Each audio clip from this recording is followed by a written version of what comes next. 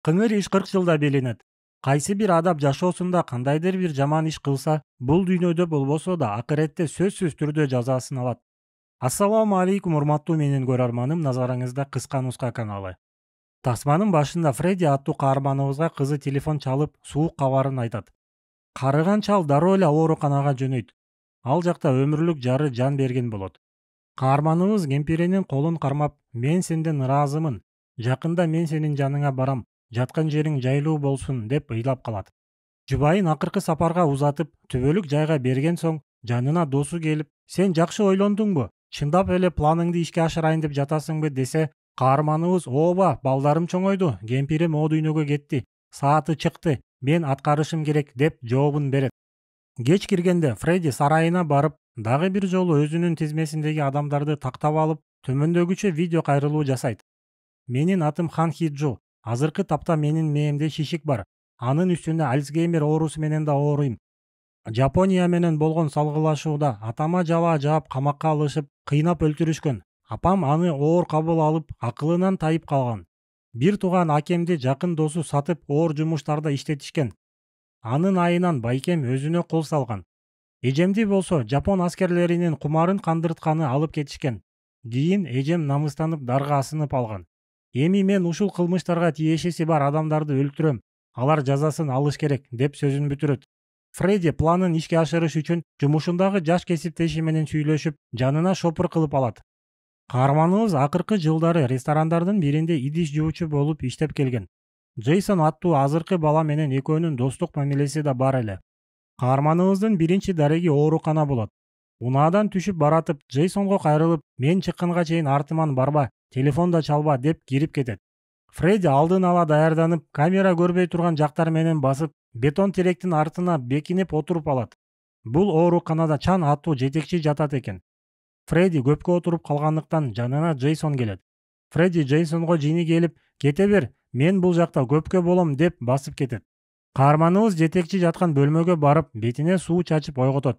Ал өзү менен тааныштырып, сен менин атамы жапондорго сатып, мал мүлкүнө ээлик кылып алгансың. Эстедиңби деп сураса, жетекчи баарын эстеп, сен экинчи баласысыңбы деп жообун берет.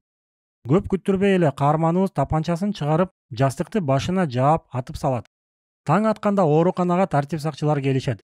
Бирок Фредди кылдаттык менен даярданып, артынан эч бир из калтырбаптыр. Тизмесиндеги экинчи адамды өлтүрүш үчүн каарманыбыз китепканага барат. Ал жакта бир профессордун студенттерге семинар өтүп жатканын көрөбүз. Фредди эшикке чыгып, унаасына олтуруп, алдыдагы унаанын артынан айда деп буйруйт. Анан профессордун үйүнүн алдына токтоп, Джейсонго кайрылып, эмне гана болбосун унаадан чыкпай мени күт деп өзү басып кетет. Профессор короосуна кирип баратканда, артынан каарманыбыз келип, өзү менен тааныштырып, тапанчасын такайт. Көрсө, бул профессор каарманыбыздын бир тууган байкесин жапондорго сатып, көмүр кеңине бекер иштеткенге айдаптыр. Фредди атайын десе, тапанчасы атпай коет. Муну көргөн профессор качканга аракеттенет. Бул жолу Фредди күчтүүрөөк болуп, профессорду жерге жыгытып, атып салат. Аны уккан Джейсон чоочуп кетип, унаасынан чыгып, Фреддиге барып, көргөн көзүнө ишене албай катып туруп калат. Бирок каарманыбыз, биз бул жерден кетишибиз керек деп экөө качып кетишет. Унаада кетип баратканда, чалдын оорусу күчөп, эсин жоготот. Башка айласы жоктугунан Джейсон Фреддини өзүнүн үйүнө алып келет. Чал өзүнө келип, сыналгыны жандырса, кабарларда 2 өлүмгө тиешеси бар деп Джейсонду сүрөттөп жатышыптыр. Чал Джейсонду сооротуп, баары бүтсүн, мен өзүм колго түшүп берем деп убадасын берет. Ал маалда түсү суук адамдар келип Джейсонду коркутуп, карызыңды бер, болбосо көргүлүктү көрөсүң деп коркутат. Каарманыбыз сөзгө аралашып, мен бул баланын карызын төлөп берем. Азыр жарымын алып тур, баланы жөн кой деп түсү суук адамдарды узатат. Фреддини жаңыдан тааныган Джейсон бул жагдайдан чыгыш үчүн полиция кеңсесине унааны айдап барат. Анда чал тапанчасын өзүнүн маңдайына такап, сен полицияга барсаң, менин ишим бүттү. Андан көрө өзүмдү өзүм атып салганым жакшы. Эгер бир жума менин жанымда болсоң, арткы отургучта баштык толуу акчанын баары сеники болот. Сен өзүңдүн карыздарыңын баарынан кутуласың деп суранат. Джейсон аргасыздан макул болот. Фреддинин тизмесиндеги кийинки адам жапондордун генералы экен. Аны өлтүрүш үчүн каарманыбыз жасалма документ менен дал ушул генералга арналган салтанаттуу кечеге барат.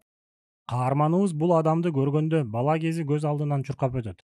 Ал элестерден улам каарманыбыздын эжесин так ушул атын өчкүр генерал жапон аскерлеринин дене кумарын кандырганы жөнөткөн экенин түшүнөбүз.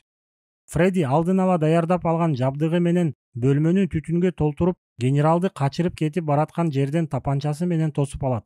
Генералдын жан сакчылары башка айласы жоктугунан багынып беришет. Фредди бул генералды лифтке алып кирип, адатынча эле өзү менен тааныштырып, анан маңдайына атып жок кылат. Анан Джейсондун жардамы менен дарыгер менен бейтаптын кейпин кийип имараттан качып кетет. Эртеси каарманыбыз кылмыштарын мойнуна алып, видео кайрылуу жасайт. Бул кайрылууда ал өзүнүн кылмыштарын мойнуна алып, тизмесиндеги кийинки адамдын атын айтат. Бул адамдын бир гана Фреддинин үй бүлөсүнө эле эмес, көптөгөн корейлерге зыяны тийген экен. Бирок азыркыга чейин жазасын албай эл баатыры деген наамга татып жүрүптүр. Ким Чи Доку аттуу дагы бир генералдын достору өлүп жатса да, генерал өзүнүн айкелинин ачылыш аземине катышам деп чыгат. Ал ачылышка сыйлуу конок болуп Фредди да барат. Адаттагыдай эле генерал ачылышта сөз сүйлөйт. Сөзүнө карасаң Корей улуту үчүн эмгеги сиңгендей сезилет. Бирок ушул эле маалда каарманыбыздын элестеринен бул адам чынында саткын экенин билебиз. Ким Чи Докунун сөзү бүткөн соң, ошол кездеги согуштун ардагерлерин сыйлоо аземи башталат. Эң биринчи сыйлык алганы Фредди чыгат. Медалды тагынып эле тапанчасын алып чыгып генералга такайт. Генерал ага карап, мен өлүмдөн коркпойм, сен кимсиң мага тапанча такагыдай дегенде, каарманыбыз тапанчаны небересине каратып, чындыкты айт, сен менин эжемди сойкулукка жөнөткөнсүң, мойнуңа ал, болбосо небереңди атып салам деп коркутат. Ошондо генерал небересинин коопсуздугу үчүн микрофонго барып, биз ал кыздарды жапон аскерлерине күн катары жөнөткөнбүз деп кечирим сурайт. Таң калыштуусу, Фреддинин бир тууган эжеси дал ушул генералдын сүйлөшкөн кызы болчу экен. Каарманыбыз Ким Чи Докудан чындыкты айт, эл сенин чыныгы жүзүңдү көрсүн деп талап кылат. Небересинин амандыгы үчүн генерал чындыкты айтып, мен саткынмын, мен жаш кыздарды жапондордун кумарын кандыртыш үчүн жөнөткөнмүн деп мойнуна алат. Ошол замат Фредди тапанчасы менен акыйкат орносун деп маңдайына атып салат.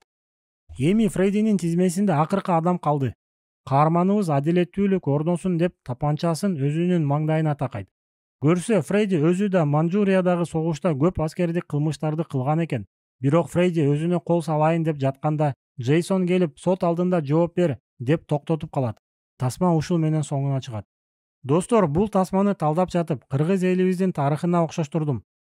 Тилекке каршы тээ бир заманда эл душманы деген тыянак менен Төрөкул Айтматов, Жусуп Абдрахманов, Касым Тыныстановторду кыргыздын залкаар адамдары атылып кеткен. Ошол эле убакта баатыр наамына татыган кээ бир адамдар чынында орус падышачылыгынын пайдасына иштеген экен.